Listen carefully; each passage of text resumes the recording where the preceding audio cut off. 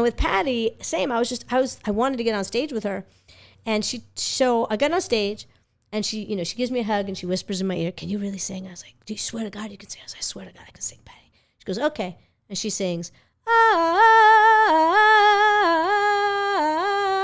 feels like another one," and she sticks the mic in my face, and I said, "Oh, feels like another one," and she said, "Girl, you can't sing." She hands me the mic. Patti Labelle handed you the mic? Yes, and she said, "Go, take it." And I finished out the song to the audience, performing while she was jamming and dancing with the crowd. Are you serious? Yeah. That's a once in a lifetime. Well, I guess for you it was 3. Yeah, but it is a once in a lifetime. It's That's like once in a. Yeah. She pulls you right up on stage. Mm-hmm. It's so loud. She hugs you. Can you really sing? She's you one better of be able to sing. That's right. You better be able to pull this off, girl. And so I did that, and I played to the audience. I just sang the rest of the song because, again, I knew that song. Yeah. Right? She asked me if I could rap because Big Daddy Kane has a rap in that song. On that verse. So she wanted me to rap, and I was like, "But I could sing." And after the show, they ended up pulling me off backstage. And again, this is where I tell you I'm green, right? I'm still like that 19-year-old kid, 20-year-old kid, something like that. And they pulled me backstage, and she's, oh my gosh, so nice. She's wearing like Mickey Mouse t-shirt and fuzzy slippers. And she's chilling till the next show, which is at 10. And she's like, "Girl, can you sing that Aretha song? Can you sing Ain't No Way?" I'm like, "Yeah." So I'm backstage singing for Patti. Yeah. My hero, just singing for her. We're hanging. At 20. Oh. Yeah. 19, 20, something like that. What? And then she says, "Hey, can we do that for the next show? Can we have her stay?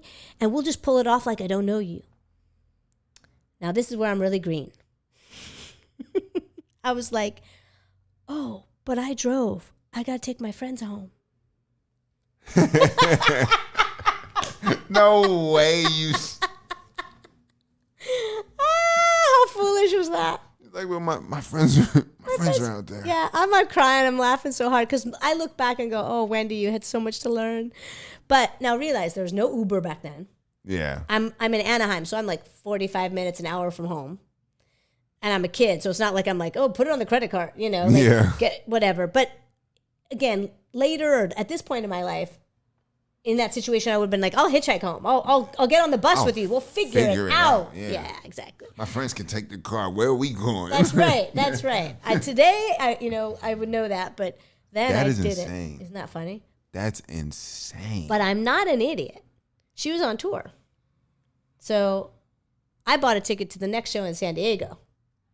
You're like, I'm taking another shot at this. That's right. I was like, I'm going. So I went. Didn't matter where I sat because I knew I was going to walk to the front of the stage. But I got a good seat, and I brought an album for her to sign, like a Patti Labelle and the Bluebells. I had lots of her records. That was like early records. That's like 60s, and her makeup artist was sitting and saw me. She's like, "Oh," she's like, "I'll tell Patti you're here." So she went backstage, and so then she was calling people on stage, and I went to the front. She brought me up, and she's like, "Okay, let's do it," And I sang to the whole theater in San Diego.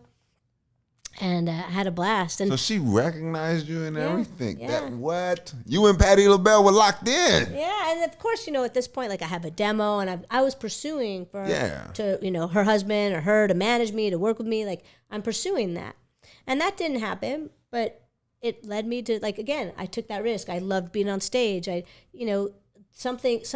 taught me a lot of stuff. It didn't happen with Patti, but that's okay. That's an experience that cannot be recreated. You can't buy that, right? Like that's unbelievable. I mean, it's believable. I know you did it. I did it. And then years later, like 7 years later, I think I was like 27 at the time. I'm getting in the car and I just hear the end of a commercial. Patti Labelle at Universal Amphitheater with whatever the date. Well, August 8th, that. And I heard the commercial and I went, should I? Now, mind you, I'm going to teach you another little thing about this. I love Patti. One of Patti Labelle's songs became my unicorn song. Like, I auditioned for an all-black musical, and they look up from the table and they're like, this is a black musical? I was like, yeah, can I audition? They're like, okay, sing. I sang, and they're like, can you start on Monday? And I sang a Patti Labelle song, If Only You Knew. That was my audition for everything. I didn't care what the style I was like. I sang that for musical theater. I sang that for R&B. That was my unicorn song. I got callbacks. I got cast singing that song. Bread and butter. That's right. So, and that's really a valuable thing. Is like you should have, more than one song, but you got to find that song that is so you nail it. And that particular song is "If Only You Knew How Much I Love You." So what am I telling everyone behind a desk every time I audition for something, sing for them, have an audience? I'm telling them, if you only knew how much I love you. I love you. I love you. Do you know how much I love you? They were like, I like this girl. I like this one. Yeah. So that's important. Like, is it like your message, what you have to say, and find that thing that's like, that's mine. Yeah. Right? So yeah, I heard that commercial and I said, yeah, I'm going to do it again. So I went to Universal Amphitheater in LA, which is like about 6,000 seats. And at this point, they had put up gates around the front, so you couldn't just walk up to the stage anymore. Oh, okay. And I was like, I'm going to have to get her attention. And again, I bought cheap seats because I'm like, doesn't matter. I've got flowers. I'm going to walk right to the front. I'm going to walk to the front. I studied her album, the latest album she was on tour with. I studied it. Like, let me know those songs. But I also knew I'm going to sing If Only I Knew to whatever they're playing. Like, I'm going to go do this thing. Now, some of it was like I rehearsed, I planned, but then I was also spontaneous with what happened. Right? Yeah. But I studied. I was like, well, in the show, she tends to call people up around here, so I'll be ready around the 9th song or whatever, So I did my homework. It's funny too, because as I'm telling you the story, like I'm remembering it, and I'm like, oh yeah, I did my homework. I was doing my homework. So she's calling. She's like, I want 3 people who can rap, who can do something. So she's calling up 3 people instead of a crowd. And she had one person up, and she got another person up, and she's center stage facing out. I'm on side stage, and I'm like, I got to get her attention because I can't get to the front for her to see me. Now, mind you, this is also 7 years later. Do I know she's going to recognize me? Yeah. Nah. So I'm off the side of stage, and I said, oh. And she's like, oh, someone's being cute. Someone's being cute over here. She comes walking over to the side of the stage. Oh, little white girl, you're being cute. She's like, can you sing? I was like, I can sing. Do you swear to God you can sing? I was like, I can sing, Patti. She's like, all right, come on up. And the crowd goes nuts. And I have to walk all the way around the crowd to get to the stage entrance over here, the steps. Yeah. So the whole crowd's going crazy that like this little girl's like, walking, and I look young. And so I get to the stage, and her pianist and her MD see me, and they recognize me, and they're like, what's up? They're like, hey. And Patti, I give Patti a hug, and I was like, Patti, it's me, Wendy. And she pulls back. She goes, Wendy, okay. What? That's crazy. It's crazy, right?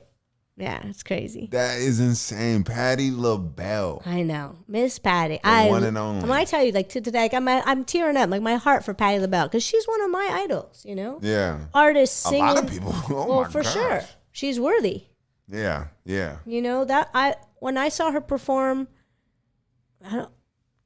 she was losing her voice, and then she started to sing a song that was for her sister, and her voice came back, and she did not end the show on time. She just kept going, and she's improvising, and I mean her heart is out here when she's singing. Yeah. She is giving it to you, and I learned that from her. Like, you let us in, you sweat for it, you give it. She let you on stage. She let me on stage. She actually told me, she said, I've never brought a woman on stage, but something told me to bring you up. Only men. I only bring men up. That's cool. Yeah, it's really cool. That's super cool. Yeah, and she did it again. That's a generous person. 7 years later. Yeah, 7 years later. So this time, this person does something, sings, this person sings, and then I'm the last. And I started singing. They were vamping music, and I started singing, if only you knew how much we do love you. Everybody say, Patti, Patti, Patti. So I got the audience chanting her name, and then she's on stage right, and I'm on stage left, and they're playing the song, and she and I just started trading licks. What? Yeah, we're just riffing, and she's running, I do a run, and we're back and forth. I mean, again, as a person, as an artist, like, that was an amazing experience.